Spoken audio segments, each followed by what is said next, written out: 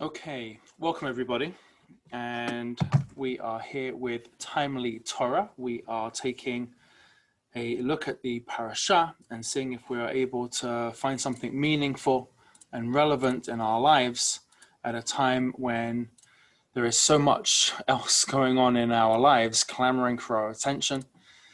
And I'd like to start today.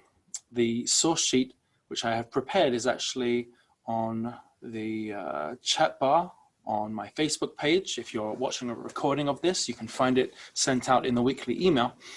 And I'd like to talk today about birth order, being the firstborn. Is that a big deal? Does it matter? You know, pop psychology speaks of different attitudes concerning the oldest child, or the middle child, or perhaps even the youngest child. And sometimes we do find that they may even carry a certain weight. Okay, yeah, there is something to be said for all of that. And what does the Torah actually come and teach us? So if you look at the incredible story in the parasha, you will find the key narrative that stands out is the selling of the birthright. Yaakov is the second child born to Yitzhak and Rivka, and he will come out holding onto the heel of his twin brother Esau. It's a powerful image. Twins are born. The first comes out hairy. That's another topic for another discussion. And the second comes out grasping the heel. Grasping the heel. And Rashi actually tells us on this that Esau was continually grasped upon by his brother, and there was continually this sense of Yaakov trying to usurp him. Yaakov trying to take his place. And that's symbolized even at birth, grasping his heel. Early on in life, Yaakov will purchase the firstborn rights from his twin brother, Esau. Later on, Yaakov will masquerade himself as Esau, his twin brother.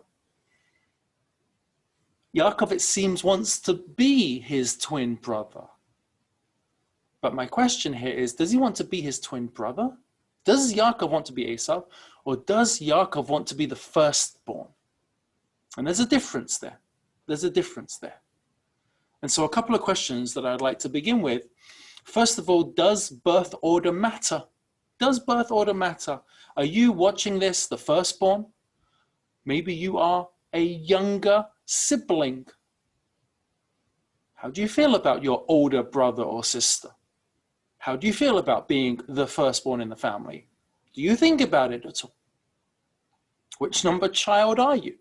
Are you the middle child? Are you the baby in the family? How has that impacted your self-perception? And getting back to the story of the Torah, why does Yaakov want to be the firstborn? Can a person shift their status to take on a different birth order? Can it even be possible that Yaakov can be considered the Bechor? So in order to find a way into all of these questions that I'd like to think about, I'd like to look at some of the commentators. This presentation is based in part on Rabbi Israel, who has written a beautiful essay called Does Birth Order Matter? And it's upon his ideas that I'd like to base this presentation. So let's take a look at Rashi. If you take a look at your source sheets, immediately Rashi says on the word, sell me your birthright. What does Rashi say? Because religious worship was performed by the firstborn. This is very, very different than what we typically think. What is a birthright? What does it mean to have the Bechor? It means to be the priest of the family, the Kohen of the family. Now, we know that later on in the story, there will be the tribe of Levi and the sons of Aaron that will be the Kohanim of the people. But originally, in the very beginning, each family had their own unique Kohen. Each family had their own internal priest of the family. Who was that? The firstborn. Fascinating. This is how Rashi understands the word, sell me your birthright. Religious worship was performed by the Bechor. And what does Esav respond to Yaakov when he asks him to sell him the birthright? Fine, whatever, I'm about to die anyway. What does that mean? I'm about to die? He wasn't about to die. I'm about to die. Rashi again said, Esav, what is the actual content of this service? What will I be doing as the family priest?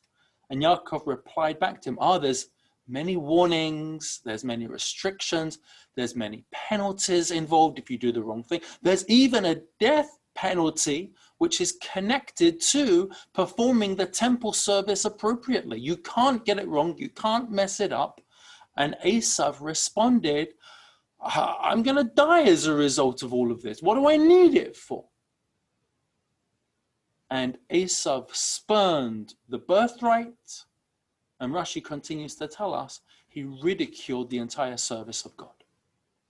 Seen from this perspective, and it's Rashi, it's the basic understanding on the parasha, Rashi is telling us that what was it that Esav rejected, and what is the Bechorah, what is the firstborn rights?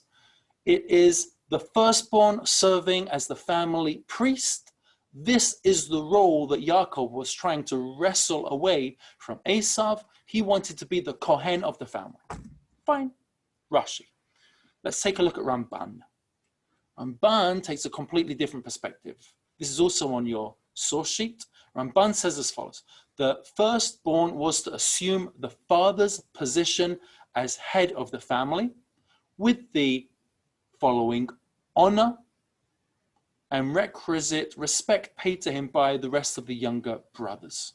That is why he said to Yitzchak, I am Esav, your firstborn. This is when he comes into him to receive the blessing. I am Esav, your firstborn, as if to say, says the Ramban, that he, Yaakov, when he was disguising himself as Esav, it is fitting for me to be blessed. This is the Ramban's approach. In this reading, the firstborn means being the head of the family. It means the leadership of the family. And all of the other younger siblings are there to be subservient to you. Does that sound a little bit closer, maybe? If you're a firstborn, or maybe if you're the middle child or the baby child, or maybe you're the younger siblings. I don't know. But according to the Ramban, the Bechorah, the firstborn right, is the leadership status as the patriarch of the family. Fascinating. Let's take a look at one more. There's a third approach, and that is the approach of Ebenezer. Again, I'm directly using the source sheets, the reading of the quote of the Ebenezer, one of the great Torah commentators. Sell me your birthright. On those words, the Ebenezer says, the meaning of the term birthright is receiving a double portion of the father's wealth. Fascinating. We know that when the father would pass away, the inheritance laws would give all of the children an equal share, and the firstborn would get a double. So if there were 10 children, we would actually divide the estate of the father by 11. All of the children would get one portion, the father would get two. The firstborn would get two. The firstborn getting a double portion as accruing a financial benefit. And the Ebenezer continues, and as for the logic of the statement, I am at the point of death, he has to still grapple. What does that mean, that phrase? I'm at the point of death. literally walking towards death. Ebenezer says, when hunting, Esau endangered his life, and there were wild animals who might kill him, and it was a clear possibility that he might actually die before his father.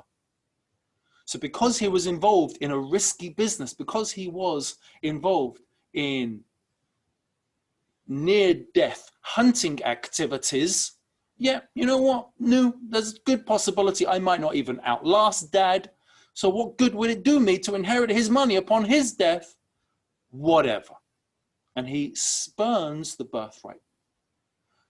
He doesn't care. According to this view, the Ebenezer, firstborn status is accruing financial benefit. And that fits with everything we know of Esau. He lived for the moment. He chose a risky career. He could think of nothing in terms of his father's death, because I don't even know if I'm going to be alive. But as his father indeed continued to age, and as his father became closer to his own death, Esau did in fact take a keen interest in his father's passing.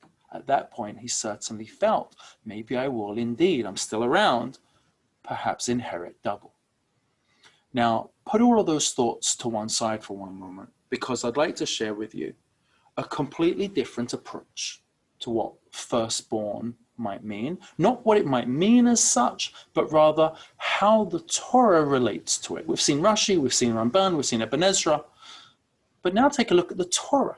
Whatever the advantage of being the firstborn is, whether it be the family priest, whether it be the head patriarch of the family, whether it be a financial benefit, take a look at what the Torah does from the perspective of a firstborn, because this is fascinating.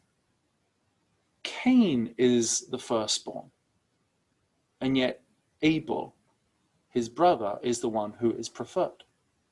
Yishmael is Abraham's firstborn, but Yitzchak becomes the heir to the family and the continuity of the Brit. Yaakov will inherit the legacy of his father Yitzchak, not the firstborn Esau. Even Yaakov's firstborn Reuven does not succeed in leading the rest of his brothers. That leadership is passed over to Yehuda in one regard and Yosef in another regard. Let's go to Yosef. Even Yosef's children, Yosef gives preference to Ephraim over Manasseh. Manasseh was the firstborn, and yet preferential treatment is given to Ephraim. Moshe is not considered the firstborn. That was his big brother Aaron. And yet Moshe is somehow or other the leader, not Aaron. David HaMelech, the youngest of all of his siblings. It's blatant. It's extremely clear. The Torah is presenting an anti-firstborn narrative. It's almost as if the Torah is going out of its way to say, yes, you can't change the status of who is the Bechorah in the family. Whether it's a religious duty, a leadership duty, a financial benefit, that can't really be changed. But that isn't what is important. The firstborn status can never be purchased, can never be switched. But actually, what we can make of ourselves, that's a function completely of who we are and what we're prepared to do in this world. It's a beautiful idea. We never get automatic rights based simply on our birth order, but rather it's our actions, our behavior, our struggles, our growth, our process of building ourselves into the person that we can be that tells us what we can achieve in our life. The Torah is telling us something with this constant, persistent theme. It's never about the role you were born into, but rather your level of commitment, your level of behavior, your level of good deed, your level of struggle, grit, persistence, and perseverance. That is what confers the prestige upon you in terms of who you are as a person. Our actions lead us to the great heights that we can achieve. We should never worry about the fact, I wasn't firstborn. I've got middle child syndrome. I'm the baby of the family. Our birth order is irrelevant the way the Torah sees it. If anything, the Torah goes out of its way to show it never matters. What matters are our actions. What matters are our deeds. And if we can get that in order, we can literally become a Moshe, a David, a Yosef, an Ephraim, a Yaakov. Never having to wrestle with our siblings, trying to take away what they have or their position, and rather achieve our own in the family and in our lives. That is our 15 minutes of Parasha of Timely Torah. Have a great rest of your week, and I wish all of you an early Shabbat Shalom.